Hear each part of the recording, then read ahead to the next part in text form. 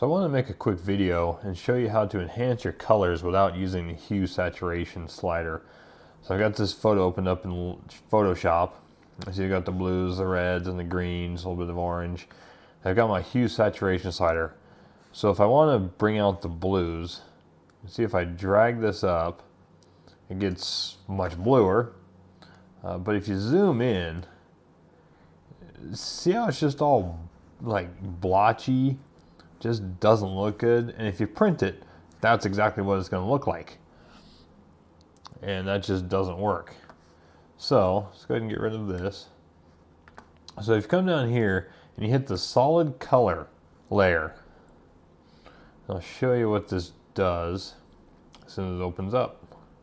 Okay, so now we have our solid color layer open. Let's go ahead and drag this up to the blues.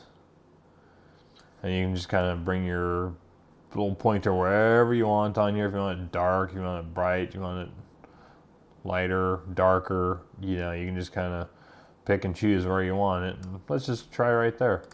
Click OK.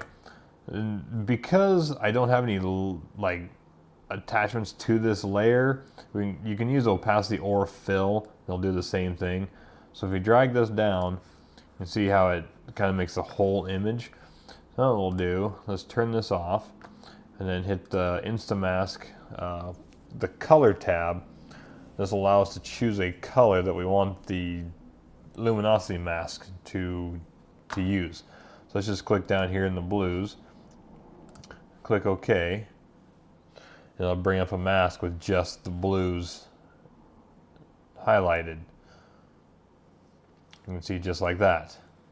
And if we want to, we can always adjust it a little bit. So let's go ahead and drag the whites down, bring those midtones up a little bit, bring the blacks up. Now we can actually make sure this is on black. All right, there, we're up on overlay here, so it won't affect any white. You know, so we can just kind of paint this all in and make sure those don't get adjusted.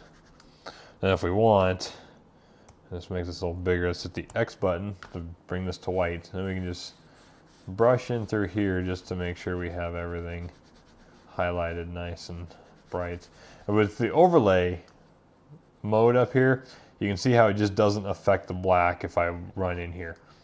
If you hit X again, it'll change it to black. And now it's just the opposite. It won't affect the white as you're brushing in to make sure everything's black. So let's go ahead and turn this layer back on, just like that. Go back to Instamask, hit the apply button. Now you can see it only affects the sky. So you turn that on and off. And the advantage to this too is if we decide that, you know what, that's not quite the color I was going for, you can double click on this again and you can just drag this around, pick any color you want. So let's try there.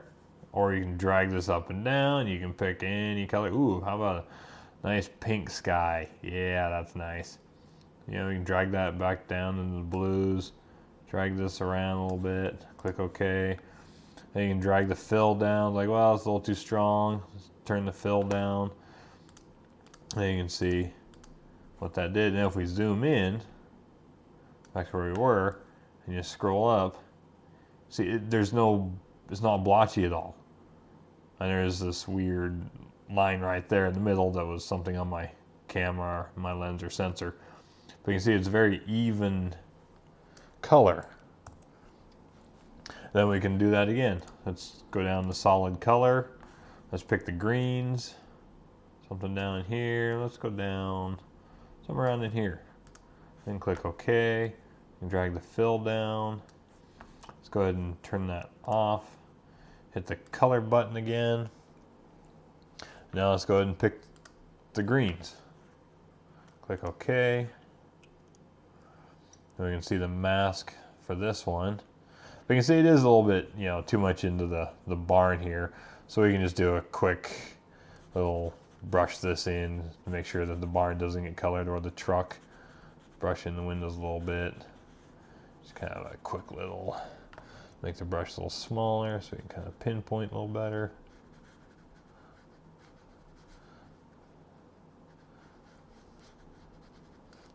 Something kind of like that. Just a real quick one for this demonstration. Okay, then let's go ahead and turn this back on, highlight it, click apply. Now it's just the grasses are green, and anything that was green. And again, well, that's a little too much. I want it brighter, or I want it darker, or I want it red.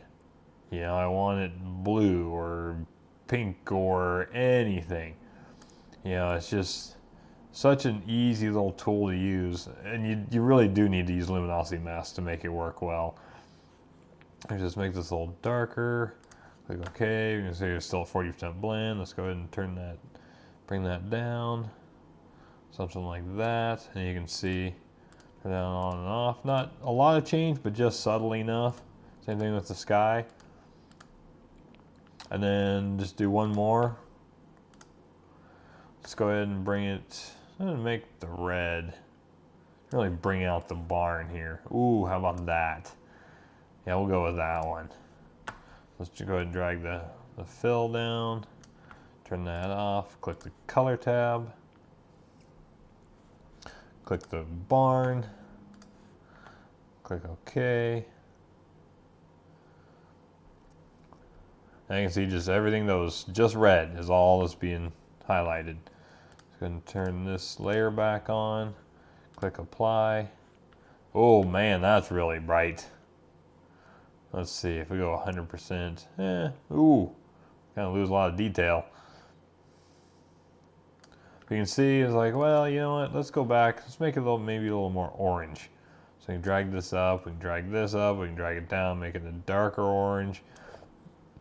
It's just such an easy way to change your colors without having to adjust your hue saturation. It just gives a better look, better overall look. And you can just drag this around and click OK, and there you go. You went from this to that without having to adjust your hue saturation, without adding any blotchiness to the bluebird sky up here, or you can just change the colors to whatever you want. So anyway, just a little demonstration on a simple Photoshop tool. So hope you enjoyed, and please hit the subscribe button if you haven't already, and I'll see you next time.